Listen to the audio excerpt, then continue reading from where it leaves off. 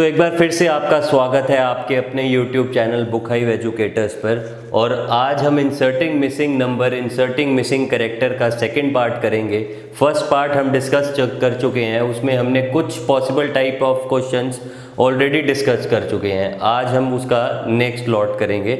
ये जो मैं क्वेश्चंस आपको करवा रहा हूँ ये मोस्टली प्रीवियस ईयर एग्जाम से ही लिए गए हैं, और ये एक आपको हर टाइप के पैटर्न, जो भी पॉसिबल टाइप्स ऑफ क्वेश्चंस हैं उनसे एक बार रूबरू करवाने के लिए ये आपको मैं YouTube पे ये वीडियोस आपको प्रोवाइड कर रहा हूँ। तो हम 10 क्वेश्चंस पिछली वाली वीडियो में कर चुके हैं, और आज हम जो 11वें क्वेश्चन से अपना शुरू करेंगे जो भी ये प्रक्रिया है। तो पहला जो हमारा क्वेश्चन है ये आपकी स्क्रीन पे है 3685847, और आपको एक अननोन नंबर बताना है। तो इसमें आप देखेंगे कि जो मैंने आपको पहले बता चुका हूं कि ये आपकी रोज हैं, ये आपके कॉलम्स हैं। अब अगर आप रो वाइज बढ़े आगे 36858 तो मतलब आप देखेंगे कि आपको कुछ भी ऐसा लॉजिक जो है वो पॉसिबल मतलब आपको नहीं लग रहा, ना रो वाइज ना कॉलम वाइज।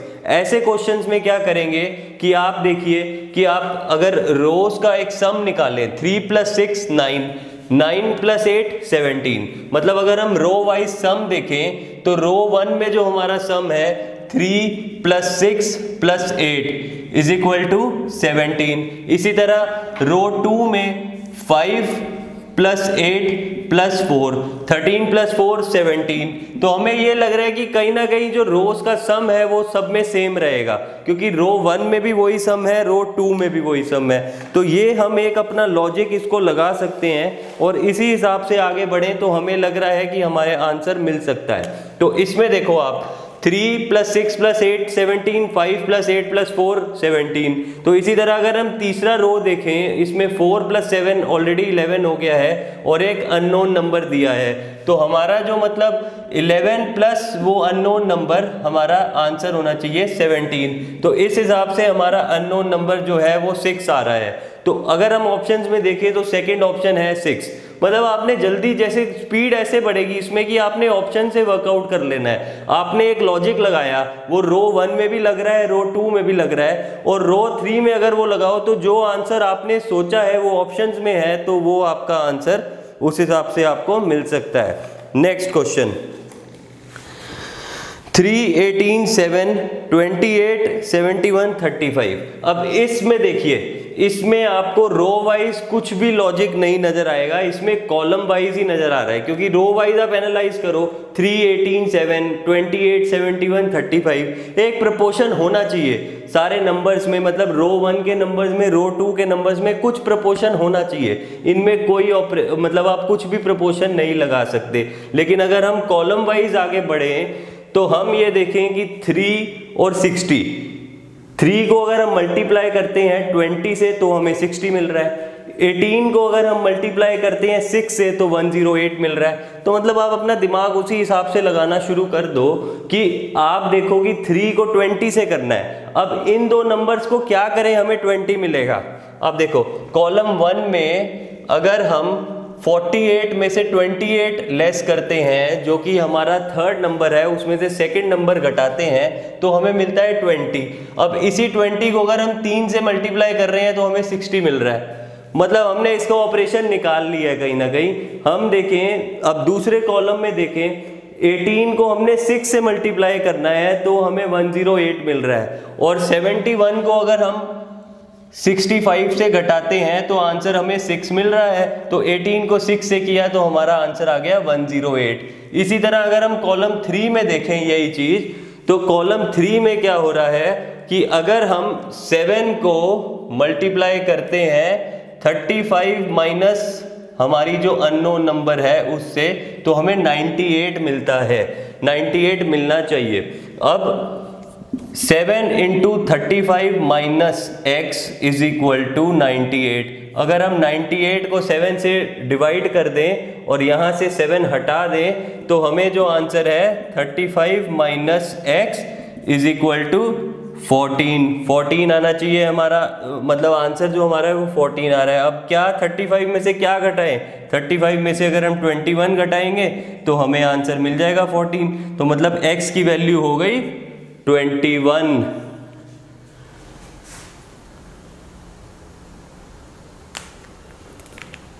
ये ऑप्शन में नहीं गिवन है कहीं पे भी, तो ये आपका जो ऑप्शंस है वो मेरे ख्याल गलत आ गए हैं इसमें। इसका आंसर है 21। ठीक है, नेक्स्ट क्वेश्चन 15, 18 वॉट, 8, 9, 12, 161, 243, 432। अब इसमें आप देखो कि ऐसे लॉजिक हम फॉलो करें तो इस तरफ रो वाइज तो कुछ भी नहीं हो पा रहा, कॉलम वाइज कुछ कुछ नजर आ रहा है कि कुछ हो सकता है, लेकिन 15 का मल्टीपल 161 नहीं है, ना ही 8 का है। तो यहाँ पे जो अपना लॉजिक है वो हमें और तरह से लगाना पड़ेगा, क्योंकि आप देखो कि ये 15 161 का मल्टीपल नहीं है इसमें। तो अब आप क्या करेंगे ऐसे क्वेश्चंस में, आप देखो अगर हम 15 में से 8 घटाते हैं, अब इसकी अप्रोच ऐसे बनानी है, कॉलम 1 में 15 माइनस 8 इज इक्वल टू 7 और 15 प्लस 8 इज इक्वल टू 23। अब 7 को अगर हम 23 से मल्टीप्लाई करते हैं तो हमें मिलता है 161। इसी तरह कॉलम 2 में अगर हम आ जाएं, 18 माइनस 9 जो कि होता है 9, 18 प्लस 9 इज इक्वल टू 27। 9 को 27 से मल्टीप्लाई करें तो हमें मिलता है 243। मतलब हमने जो एक लॉजिक सोचा है, जो हमने लॉजिक ड्राइव किया इस क्वेश्चन के लिए, वो कहीं ना कहीं सही आ रहा है। अब नेक्स्ट ऑप्शन में अगर हम देखें, अगर हम कॉलम 3 में जाएं तो उसमें हमने क्या करना है कि यही जो हमारा अननोन नंबर है इसको अगर हम x मान लें, x माइनस 12, ठीक है, इंटू x प्लस 12, हमें आंसर मिलना चाहिए 432। अब x square minus 12 square is equal to 432। अगर हमें ये आइडेंटिटी पता हो a minus B A plus B होता है इसका, a square a minus B into A plus B is equal to A square minus B square. अब x square की वैल्यू निकालने के लिए 432 में 144 जोड़ें, x की वैल्यू आ जाएगी हमारी 24। ऑप्शन नंबर 2 इसका आंसर है, ऑप्शन 2। नेक्स्ट क्वेश्चन 3, 28, 48, ये तो मेरे ख्याल पिछला आ गया।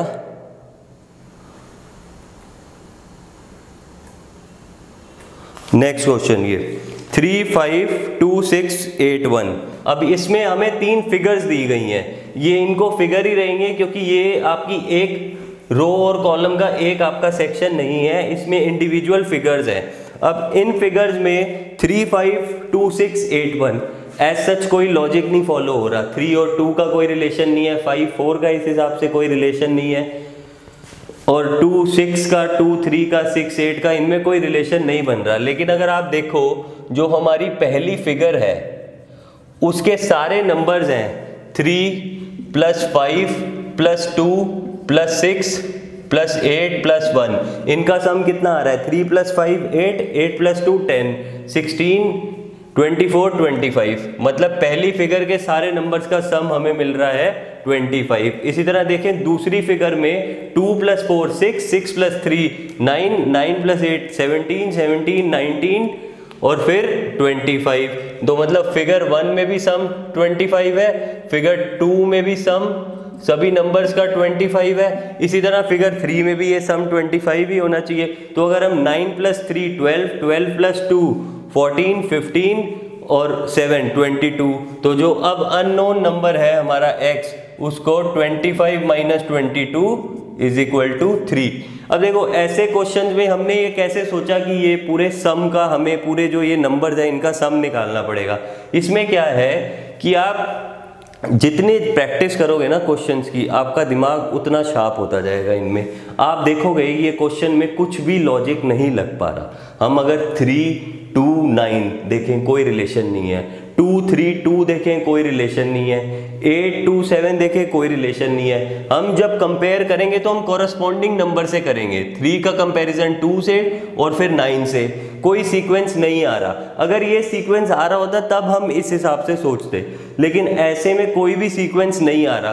तो हमने क्या करना है, जल्दी से सारी जो नंबर है उसका सम करके देखें। अगर पहले दूसरे का सेम आ रहा है तो हम सोचेंगे कि जिस डायरेक्शन में हमारी सोच चल रही है वो सही है, तो इस हिसाब से हम अपना आगे का स्ट्रेटजी बना सकते हैं। तो इसी क्वेश्चन में यही हुआ। थर्ड फिगर में हमें एक नंबर गिवन नहीं था, लेकिन हमें सम ऑफ ऑल द नंबर्स पता थे, तो वो 25 था। इसीलिए हमने इसी तरह हमने क्वेश्चन मार्क जो हमारी x नंबर है उसकी वैल्यू निकाल ली 3। Next question 5 3 9 345। अब देखो 345 आ रहा है, इसमें अगर आप स्क्वायर क्यूब्स जल्दी से आपको ध्यान हो, पहले तो आप देखो 5 इंटू 3 15, 15 इंटू 9 135, तो आंसर आ रहा है 345। मतलब हमें तीनों को मल्टीप्लाई नहीं कर सकते। अगर हम दूसरा लॉजिक लगाएं 5 3 9, अगर हम स्क्वायर्स करें इनका, 5 का स्क्वायर 25, 3 का स्क्वायर 9, तो 25 प्लस 9 34, 9 ऐड करेंगे 9 का स्क्वायर ऐड करेंगे 81, तो भी आंसर ये नहीं मिल रहा। तो मतलब हमारा ये जो हम स्क्वायर्स और क्यूब्स और ये वाला देख, क्यूब इसलिए नहीं क्योंकि 9 की क्यूब ही सीधा 729 होती है, तो वो तो लॉजिक लग ही नहीं सकता क्यूब्स वाला, वो हम स्क्वायर्स क्यूब्स और मल्टीप्लाई वाला काट देना पड़ेगा।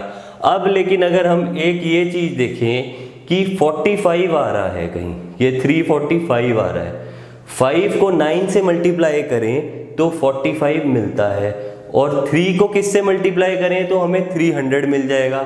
इसका जो हमारा ऑपरेशन है या जो भी हमारा पैटर्न है इसमें, वो यूँ रह सकता है कि 5 into 9 plus 3 into 100, 5 into 9 45, 45 plus 300 345। Column 2 में ये देखते हैं जो हमने ये सोचा है ये सही है या नहीं है। 6 into 10 plus 4 into 100, 6 into 10 60 plus 400 460। तो मतलब हमारा कहीं ना कहीं जो लॉजिक हम फॉलो कर रहे थे वो सही आ रहा है। अब नेक्स्ट में क्या करेंगे, कॉलम 3 में 7 इंटू 11 किया 77 प्लस 5 इंटू 100 किया 500, तो आंसर हमारा आ गया 577, ऑप्शन नंबर 2। Next question 28 5 14 7 60 48। अब देखो इस टाइप के क्वेश्चन में अगर आप थोड़ी और प्रैक्टिस करते रहो ना, जो भी हम आपको असाइनमेंट्स वगैरह प्रोवाइड करते रहेंगे, आप वो साथ साथ करते रहेंगे, आपको प्रीवियस ईयर क्वेश्चंस काफ़ी प्रैक्टिस करवा देंगे, तो आपकी सोच खुद ही डेवलप होगी ऐसे क्वेश्चंस में। अब हम देखो 60 आ रहा है, हम यहाँ पे बीच वाला जो नंबर है वो 60 है, 48 माइनस 28 20 को 3 से मल्टीप्लाई करें तो 60 मिल रहा है। अब ये हमने सोचा एक बार। अब नेक्स्ट में देखिए, अगर 7 में से 5 घटाया 2 मिला, 2 को 3 से फिर मल्टीप्लाई किया तो हमें फिर 6 मिल रहा है। इसी तरह 27 माइनस 14 13 आ रहा है, 13 को 3 से कर रहे हैं 39 आ रहा है। बन गया लॉजिक। अब इसमें रो वाइज बन रहा है, कॉलम वाइज क्यों नहीं बन रहा, क्योंकि 28 5 14 7, अगर हम 28 हमारा जो नंबर है पहले उसको हमने अगर सोचे कि ऊपर वाला नंबर इस हिसाब से फॉर्म हो रहा है तो भी आप इस हिसाब से बढ़ो आगे। 7 प्लस 14 21, 21 प्लस 5 26, ठीक है। दूसरे में 16 प्लस 27 43, 43 प्लस 7 50। तो मतलब ये हम जो सम वाला है कॉलम वाइज वो नहीं हो सकता। रो 1 में क्या करेंगे, 48 माइनस 28 किया है तो 20 मिल रहा है। अब इसी 20 को अगर 3 से मल्टीप्लाई कर देंगे तो 60 मिल गया। अब दूसरी रो में 7 को 5 से घटाया 2 मिला, इसी 2 को 3 से मल्टीप्लाई किया 6 मिल गया। रो 3 में 27 माइनस 14 13, 13 को 3 से मल्टीप्लाई किया 39। तो मतलब हम देखेंगे कि हमारा कहीं ना कहीं जो लॉजिक हमने सोचा है वो सही आ रहा है इसमें। तो इसी तरह हम रो 4 में अगर हम अपना आंसर निकालने की करें तो 16 माइनस 7 9, इसी 9 को 3 से मल्टीप्लाई करेंगे तो 27, आंसर नंबर हमारा ऑप्शन 4। Next question. अब ये क्वेश्चन बहुत सिंपल भी है और बहुत मुश्किल भी है। अगर आप करते रह जाओगे तो समझ लॉजिक आपके समझ आ गया तो आप ये मिनटों में क्वेश्चन कर लोगे, नहीं समझ आया तो आप देखते रह जाओगे। देखो इसमें क्या हो रहा है कि 2 गिवन है हमें और 256 बन रहा है, ठीक है। अब 2 की पावर क्या 256 बनता है। अब अगर हम 2 की पावर 5 हो गया 32, 2 की पावर 6 64, 2 की पावर 7 128 और 2 की पावर 8 256। अब ये हम देखें कि 2 की पावर 8 हो रहा है 256, या हम इसको ऐसे भी कर सकते हैं कि 2 प्लस 2, जो दो नंबर दिए हैं इन्हीं को हमने सम कर दिया, 2 प्लस 2 4 फिर ऊपर 2 + 2, तो ये हो गया 4 की पावर 4 256, 4 की पावर 4 होता है 256। अब ये हम जो नीचे वाला हमारा कॉलम रो 2 में तो कुछ नहीं, हमें क्वेश्चन फाइंड करना है, आंसर फाइंड करना है, तो इसलिए हम रो 3 देखें तो रो 3 में भी 4 + 2 मिल रहा है 6, और 4 + 6 की पावर 4 + 2 मतलब 6 की पावर 6, तब हमें आंसर मिल जाएगा 46656। 6 की पावर 6 46656 होता है। अब 3 की पावर 2, 3 + 2 करें और उसकी पावर 3 + 2 कर दें, तो मतलब 5 की पावर 5, 5 की पावर 5 कितना हुआ 3125। हमें आंसर मिल गया ऑप्शन नंबर 2। देखो 2 को 2 से जोड़ा 4 और उसी की पावर को ऐड कर दिया, मतलब हमने 2 को 2 से जोड़ा और जो ऊपर जो हमने पावर करनी है उसमें भी 2 + 2 ही किया। जो 4 + 2 हमारा जो रो 3 में है, 4 + 2 को जोड़ा 6 किया और उसी की पावर को 4 + 2 की पावर कर दिया, मतलब हमने 6 को 4 + 2 हमें 6 मिला और 6 की पावर भी हमने 4 + 2 ही करी जो कि 6 की पावर 6 46656। ठीक है, नेक्स्ट क्वेश्चन। अब ये आ गया आपका अल्फाबेट वाला। अल्फाबेट में क्या करना है कि आपको नंबर इक्विवेलेंस और रिवर्स वाला अच्छे से याद होना चाहिए। नंबर इक्विवेलेंस की उनकी वैल्यू क्या है ABCD की, और आपका रिवर्स वाला कि ऑपोजिट पेयर्स कौन से होते हैं, वो जब हम आपको अल्फाबेट एनालॉजी की क्लास करवाएंगे तो उसका बेसिक से शुरू करेंगे। इसमें क्या करना है, आपने ADG दिया हुआ है। A की अगर आपको वैल्यू पता हो 1, D की वैल्यू 4, G की वैल्यू 7, 1 4 7।